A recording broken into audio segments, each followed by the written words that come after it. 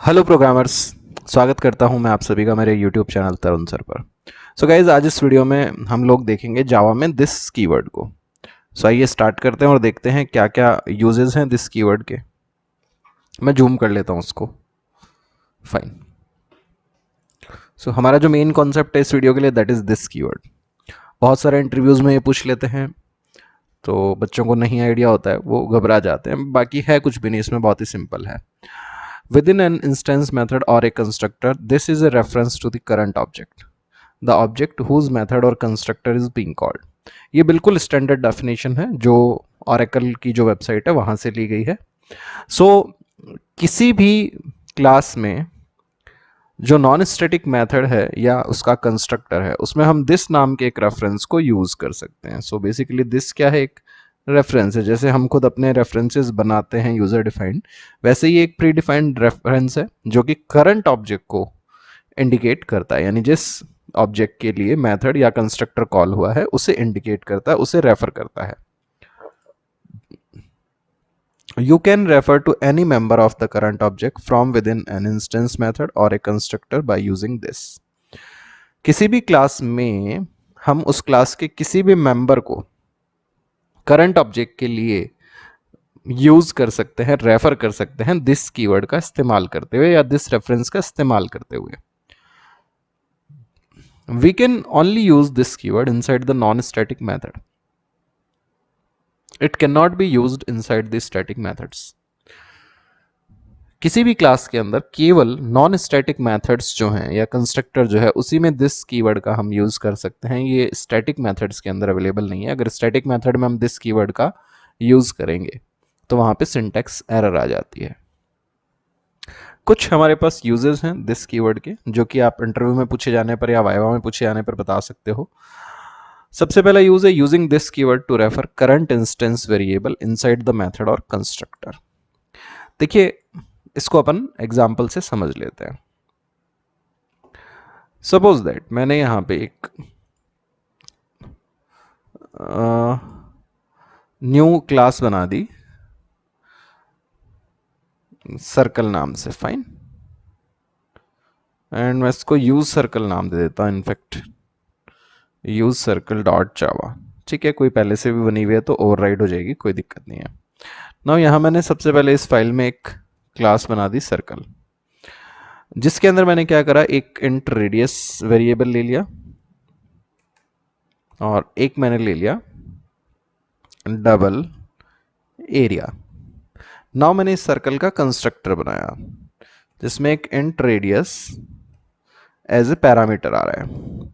सो यहां पे देखिए, ये जो रेडियस है ये इस कंस्ट्रक्टर का लोकल वेरिएबल यानी पैरामीटर है, और ये जो रेडियस है वो सर्कल क्लास का इंस्टेंस वेरिएबल है। सो अगर मैं यहां पे रेडियस इक्वल टू रेडियस लिखता हूं तो इस कंस्ट्रक्टर में क्या हुआ, ये रेडियस लोकल वेरिएबल हो गया पैरामीटर वाला। तो ये क्या कर रहा है, जो इंस्टेंस वेरिएबल रेडियस है उसको हाइड कर दे रहा है बाय डिफॉल्ट। तो अब मैं रेडियस बराबर रेडियस अगर लिख रहा हूं तो उससे हमारा ये जो रेडियस वेरिएबल है क्लास का जो डेटा मेंबर है वो इनिशियलाइज नहीं हो रहा है, उसमें स्टिल जीरो ही पड़ा रहेगा। इसको हम एक बार प्रूफ भी कर देते हैं। एंड एरिया इक्वल टू मैंने कर दिया 3.14 into radius into radius. And एक मेथड बना दिया मैंने पब्लिक वाइड शो। ठीक है गाइस, इसमें हम प्रिंट करवा दे रहे हैं system dot out dot println circle having radius plus radius has area plus area. Fine. Now मैंने एक क्लास बनाई use circle,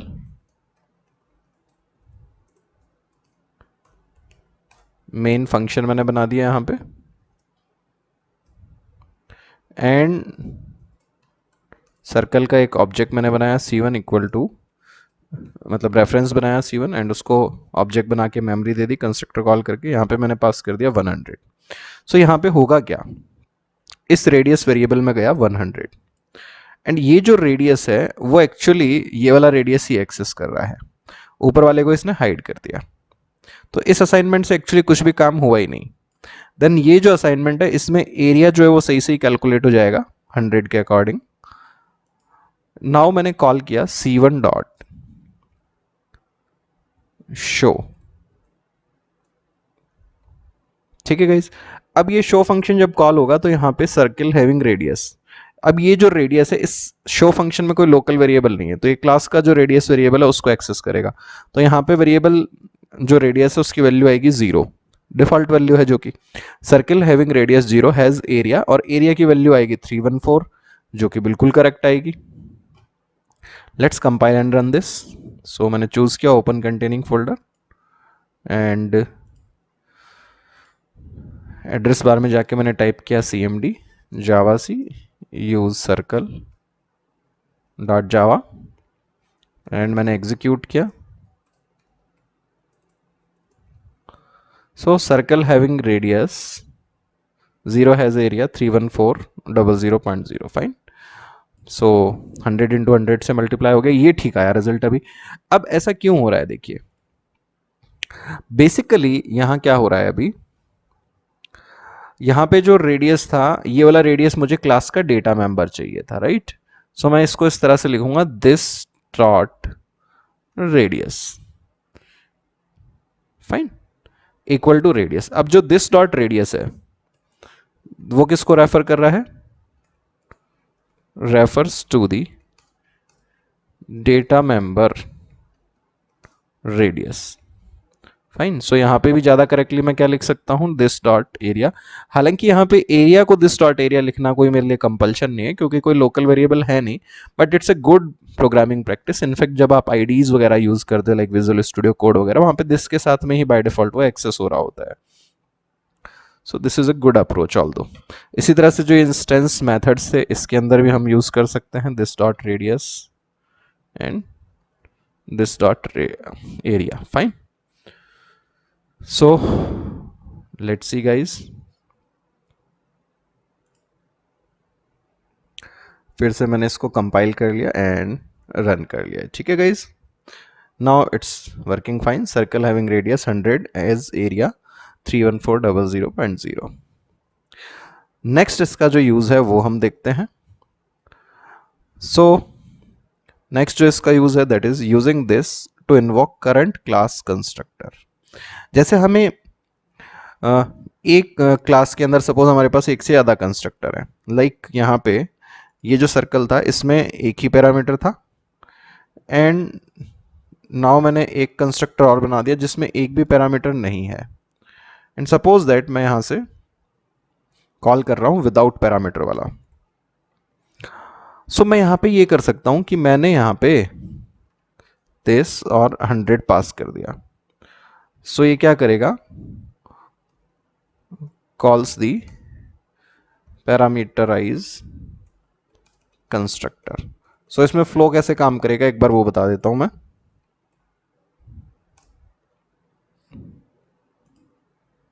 let's see guys, जैसे ही मैंने यहाँ पे न्यू सर्कल कॉल किया, ये कॉल यहां से ट्रांसफर होके कहां गई, इस डिफॉल्ट कंस्ट्रक्टर पे, एंड यहां से ये कॉल जो है यहाँ पे दिस 100 कॉल हुआ तो ये कंस्ट्रक्टर कॉल हुआ ये वाला, और 100 वैल्यू आ गई इस रेडियस में।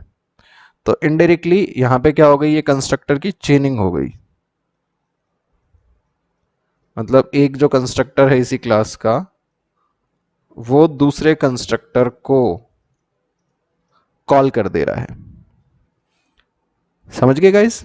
इसी को कंस्ट्रक्टर चेनिंग भी बोलते हैं। सो इसको मैं एक बार हाइड कर देता हूं यहां से, एंड हम लोग हमारे कोड को एग्जीक्यूट करके देख लेते हैं एक बार, इफ इट्स वर्किंग फाइन और not. Let's see, it's working fine, ठीक है। जबकि मैंने कॉल करते टाइम पे यहाँ पे कुछ भी नहीं भेजा है, तो ये कंस्ट्रक्टर चेनिंग की वजह से हो रहा है। जैसे सुपर कीवर्ड से हम पेरेंट के कंस्ट्रक्टर को कॉल करते थे, वैसे दिस कीवर्ड से हम करंट क्लास के कंस्ट्रक्टर को कॉल कर सकते हैं। लेट्स सी गाइस, नेक्स्ट जो यूज है वो हम देख लेते हैं। Using this keyword to return the current class instance. So हमारा जो करंट इंस्टेंस है क्लास का उसको रिटर्न करने के लिए किसी इंस्टेंस मेथड के अंदर भी इसका यूज कर सकते हैं। फॉर एग्जाम्पल मैंने क्या किया, मैंने यहाँ पे एक मेथड बनाया पब्लिक सर्कल गेट, एंड यहाँ से मैंने रिटर्न कर दिया दिस। नाउ सी, यहाँ पे मैंने एक सर्कल C2 बनाया एंड C1 डॉट गेट। तो एक्चुअली क्या होएगा, जो C1 ऑब्जेक्ट है वही रिटर्न होकर के आ जाएगा। सो दिस इज ए वे, मतलब एक तरीका है सिंपली, है ना, जो आपको पता होना चाहिए। कुछ फैक्ट्री मेथड्स करके होते हैं हमारे पास जिनके अंदर से ऑब्जेक्ट रिटर्न कराया जाता है, बट उनमें दिस नहीं यूज किया जाता क्योंकि कॉमनली जो फैक्ट्री मेथड्स होते हैं वो स्टैटिक होते हैं। तो अभी C1 और C2 सेम डेटा को रेफर करेंगे। लेट्स सी, इसको हम कंपाइल एंड रन करके देख लेते हैं। वर्किंग फाइन, इनफैक्ट इनकी रेफरेंस वैल्यू भी सेम आएगी, हम चाहें तो प्रिंट करा के देख लेते हैं। So what I do is system dot out dot println C1 and space देता हूं मैं C2। सेम रेफरेंस वैल्यूज आएंगी क्योंकि सेम ऑब्जेक्ट है ये दोनों ना, अलग अलग नहीं बने हुए हैं मेमोरी में। Let's see, same reference value आ रही है, circle at the rate 31BEFD9F, and ये भी circle at the rate 31BEFD9F। Next use देख लेते हैं गाइज हम लोग। So using this keyword as method parameter और कंस्ट्रक्टर पैरामीटर। सो कंस्ट्रक्टर के पैरामीटर में या मेथड पैरामीटर में भी हम दिस को भेज सकते हैं। लेट्स सी, जैसे यहाँ पे हमने क्या किया, हम लोगों ने एक और यहाँ पे सर्कल का कंस्ट्रक्टर बना दिया जो सर्कल के एक पैरामीटर को एज ए आर्ग्यूमेंट ले रहा है। Fine guys, and simply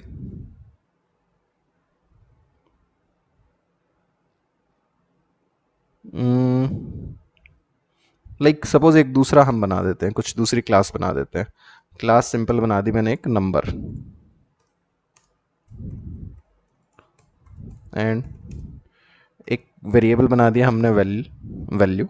and यहाँ पे मैंने क्या किया, सिंपली नंबर का एक मैंने कंस्ट्रक्टर बनाया जो सर्कल के एक रेफरेंस को एज ए पैरामीटर ले रहा है, एंड जो वैल्यू है उसको इनिशियलाइज कर दे रहा है किससे, टेम्प डॉट रेडियस से। फाइन गाइस, नाउ मैंने क्या करा, यहाँ पे एक मेथड बना दिया जो रिटर्न कर रहा है नंबर क्लास के ऑब्जेक्ट को, गेट नंबर फ्रॉम सर्कल कर दिया इसका नाम। पैरामीटर ये कुछ भी नहीं ले रहा है, एंड यहाँ पे सिंपली हम लोग क्या करें, नंबर का एक नम रेफरेंस डिक्लेयर कर रहे हैं और न्यू यहाँ पे कंस्ट्रक्टर कॉल कर रहे हैं हम लोग नंबर का, एंड यहाँ पे एज अ पैरामीटर भेज दिया अपन ने दिस। तो दिस किसको रेफर करेगा, करंट ऑब्जेक्ट को। फॉर एग्जांपल यहाँ देखिएगा, अभी नंबर का एक मैंने रेफरेंस बनाया temp equal to new number, new number नहीं किया मैंने यहाँ पे, इसकी बजाय मैंने क्या करा, मैंने किया C1 डॉट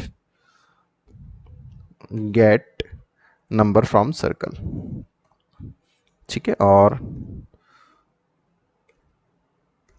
प्रिंट करवा दिया मैंने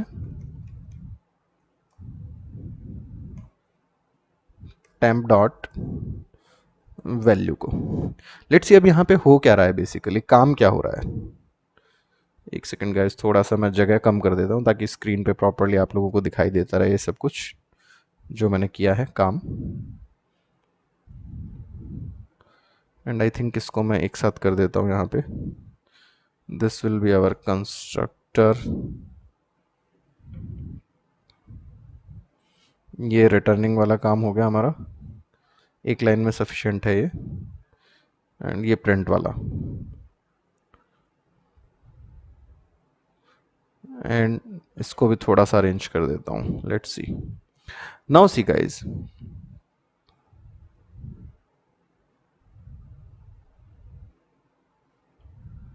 यहाँ पे हो क्या रहा है, देखिए गाइज, यहाँ पे मैंने क्या किया है, ये मैं हटा देता हूँ। नाउ यहाँ पे मैंने किया get number from circle function call, ये यहाँ आया, एंड इस मेथड को कॉल किसने किया है, C1 ने। सो दिस किसको रेफर कर रहा है, C1 को। यहां से नंबर का कंस्ट्रक्टर कॉल हुआ, ये कंस्ट्रक्टर पे गया इस जगह से, हियर। टेम्प में क्या आ गया अपने पास में, दिस यानी कि C1। C1 की रेडियस से वैल्यू वेरिएबल इनिशियलाइज हो गया, फाइन। देन यहां पे हमें क्या करना है, यहां से हम इस नम को रिटर्न कर देते हैं बेसिकली, रिटर्न कर दिया हमने यहां से नम को। सो ये फ्लो पूरा ऐसे बनेगा। नाउ जैसे ही ये वैल्यू रिटर्न होगी यहां से, ये वैल्यू रिटर्न होके कहाँ जाएगी, स्टैम्प ऑब्जेक्ट में। देन टेम्प डॉट वैल्यू को हम प्रिंट कराएंगे, तो जो C1 की रेडियस थी वही टेम्प के वैल्यू वेरिएबल में हमारे पास पड़ा है। Let's run this guys.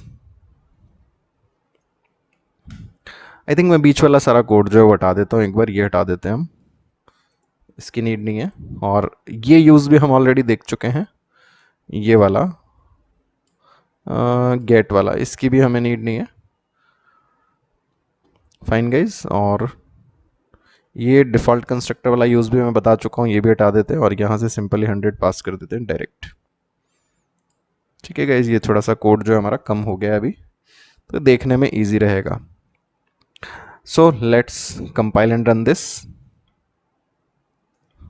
Fine. So num one dot value जो आ रही है वो एग्जैक्टली वही है जो सर्कल की रेडियस थी। तो यहाँ पे हम लोगों ने क्या किया, दिस कीवर्ड को एज ए पैरामीटर पास किया है कंस्ट्रक्टर पे, या मेथड पे भी पास कर सकते हैं सिंपली। नेक्स्ट हमारे पास using this keyword to invoke current class method. Current class के किसी मेथड को कॉल करने के लिए भी दिस का यूज कर सकते हैं। इनफैक्ट होता क्या है मैं बता देता हूं आपको। जैसे सपोज दैट यहां से जैसे ही मैंने ऑब्जेक्ट क्रिएट किया, मैंने शो मेथड को कॉल कर दिया, तो अभी मुझे यहाँ पे इनफैक्ट ये शो कॉल करने की नीड भी नहीं है। ठीक है, तो यहाँ पे by default this dot show he call हो रहा है, ऑल्थो बिना दिस के भी ये काम करेगा। मैं एक बार ऐसे करके दिखा देता हूँ, फिर दिस लगा के भी दिखा देता हूँ, वर्किंग फाइन। एंड मैंने यहाँ पे दिस डॉट शो कर दिया,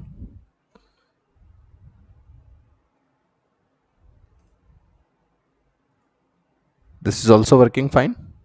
सो गाइज, ये कुछ अपने पास में 5 कॉमन यूजेस थे दिस कीवर्ड के। उम्मीद करता हूं आप लोगों को समझ आए होंगे। कोई भी डाउट अगर रह जाता है तो इस वीडियो पर कमेंट कीजिए, मैं आपके डाउट को दूर करने की कोशिश करूंगा। Thanks for watching this video guys, thanks a lot, have a nice day, have fun and enjoy, bye guys.